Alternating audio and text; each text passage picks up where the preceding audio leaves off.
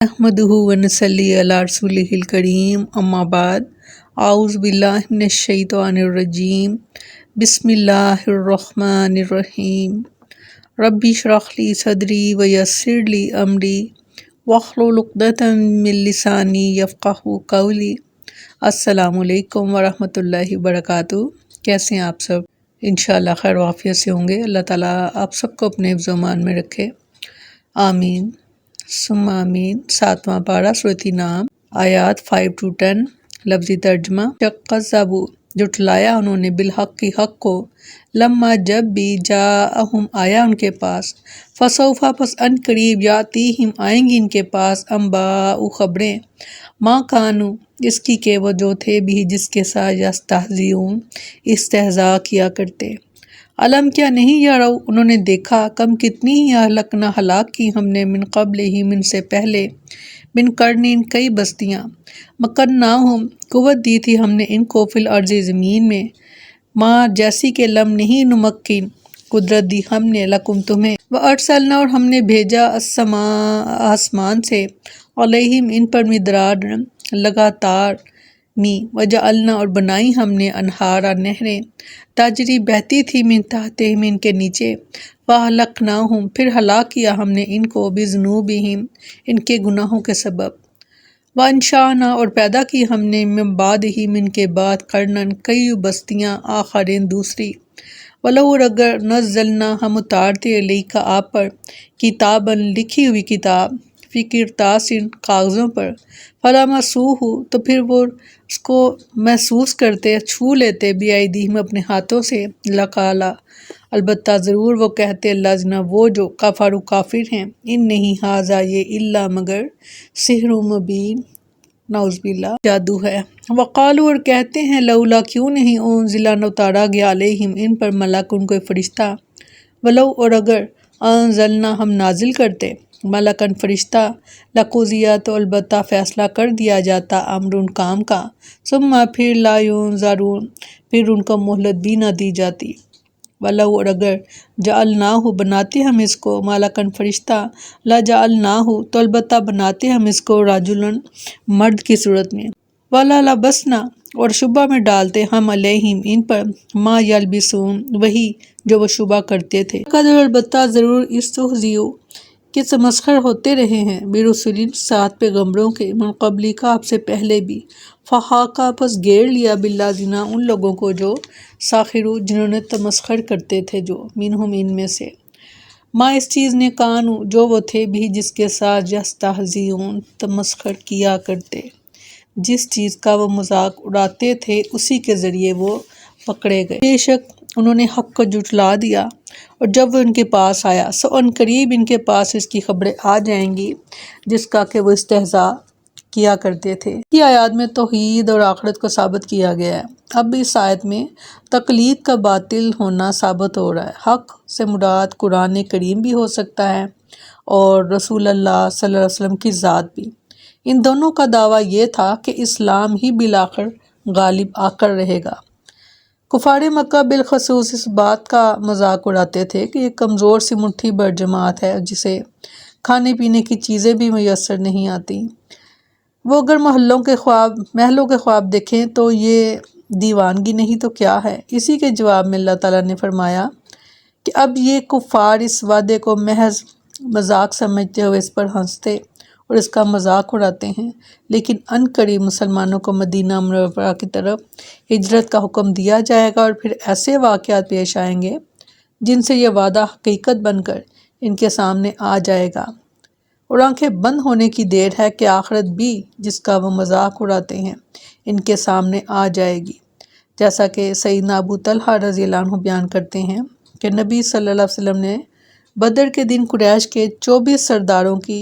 لاشوں کو بدر کے کنووں میں سے ایک گندے اور ناپاک کنویں میں پھینکنے کا حکم دیا۔ پھر آپ صلی اللہ علیہ وسلم اس کنویں کی منڈیر پر کھڑے ہوئے اور انہیں کفار قریش کو ان کے نام اور ان کے باپوں کے نام سے پکارنے لگے، اے فلاں کے بیٹے فلاں، اے فلاں کے بیٹے فلاں، کیا اب تمہیں یہ اچھا معلوم ہوتا ہے کہ تم اللہ اور اس کے رسول کی اطاعت کر لیتے؟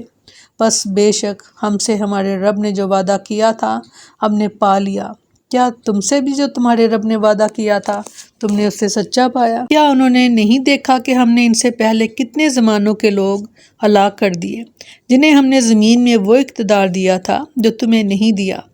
اور ہم نے ان پر موسلا دھار بارش برسائی، اور ہم نے نہریں بنائی جو ان کے نیچے سے بہتی تھیں، پھر ہم نے انہیں ان کے گناہوں کی وجہ سے ہلاک کر دیا،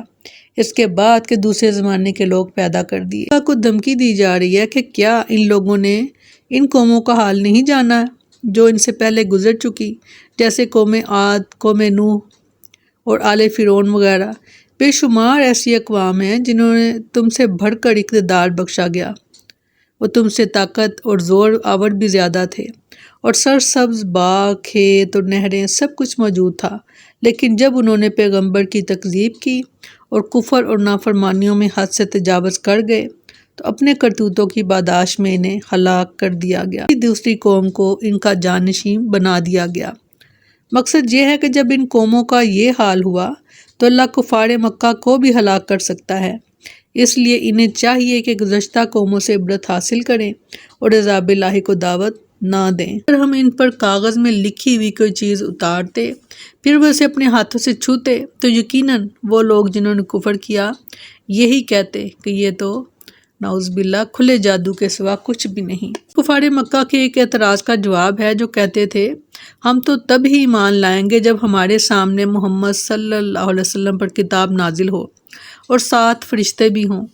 جو اس بات کی گواہی دیں کہ یہ واقعی اللہ تعالیٰ کی طرف سے نازل شدہ کتاب ہے۔ اللہ تعالیٰ نے اس کا یہ جواب دیا کہ یہ کافر اس قدر ہٹ درم واقع ہوئے ہیں کہ اگر ہم ان کا مطالبہ پورا کر بھی دیں اور وہ کتاب کو چھو کر دیکھ بھی لیں کہ یہ محض نظر بندی کا چکر نہیں بلکہ ایک حقیقت ہے،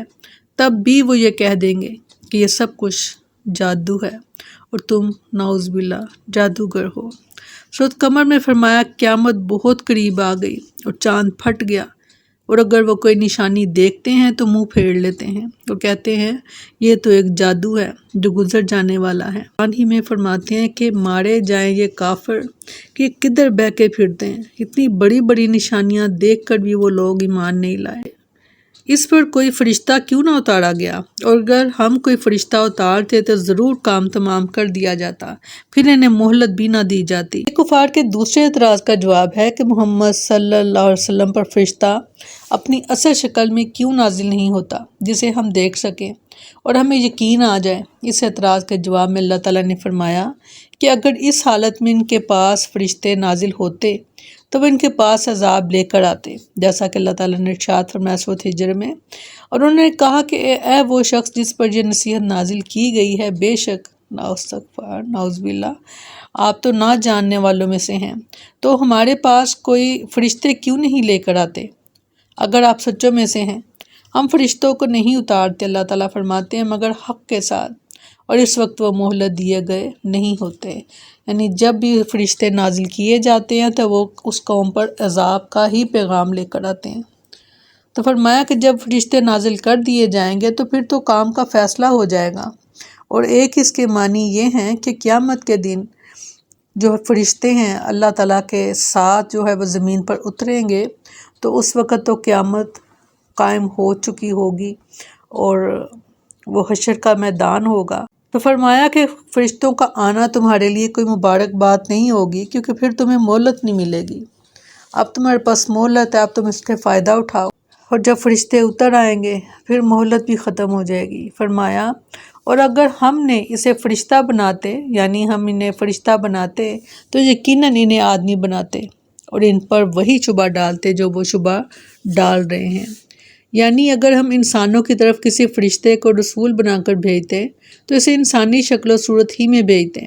تاکہ انسانوں کے لیے اس سے مخاطب ہونا اور دین سیکھنا ممکن ہوتا، اور اگر ہم ایسا کرتے تو یہ پھر بھی اپنی انہی شبہات میں مبتلا رہتے جن میں اب یہ بشر کی رسالت اور نبوت قبول کرنے کے سلسلے میں شبہات میں مبتلا ہے۔ شبہ آپ یقیناً آپ سے پہلے کئی رسولوں کا مذاق اڑایا گیا، تو ان لوگوں کو جنہوں نے ان سے مذاق اڑایا تھا اسی چیز نے گھیر لیا جس کا وہ مذاق اڑاتے تھے۔ نبی کریم صلی اللہ علیہ وسلم کو تسلی دی جا رہی ہے کہ اگر آپ کی قوم آپ کا استغفار، استہزاء کرتی ہے، تو یہ کوئی تعجب کی بات نہیں۔ آپ سے پہلے انبیاء کے ساتھ ان کی قوموں نے ایسا ہی برتاؤ کیا تھا، لہٰذا آپ ان کی پرواہ نہ کیجیے، اور انجام کار انہیں اسی قسم کے عذاب سے ہلاک کیا جائے گا جس کا کہ وہ مذاق اڑایا کرتے تھے۔ کیسے بدبخت لوگ تھے اور کیسے بدبخت لوگ ابھی بھی ہیں وہ مشرک لوگ جو آج بھی اپنے شرک میں مشغول ہیں۔ استغفر اللہ۔ اور اللہ تعالیٰ جب پکڑے گا تو وہ نہیں چھوڑے گا، اللہ کی پکڑ بڑی ہی زبردست ہے۔ اللہ تعالیٰ فرماتے ہیں کہ جب میں پکڑتا ہوں تو پھر میں چھوڑتا نہیں۔ یہ ڈھیل دی گئی ہے کہ شاید یہ پلٹ آئیں، اللہ کی طرف رجوع کر لیں اور اس مہلت سے فائدہ اٹھا لیں۔ اللہ تعالیٰ ہم سب کو دین کی سمجھ بوجھ عطا فرمائے اور سمجھ کر اس پر عمل کرنے کی توفیق عطا فرمائے، آمین۔ السلام علیکم ورحمۃ اللہ وبرکاتہ۔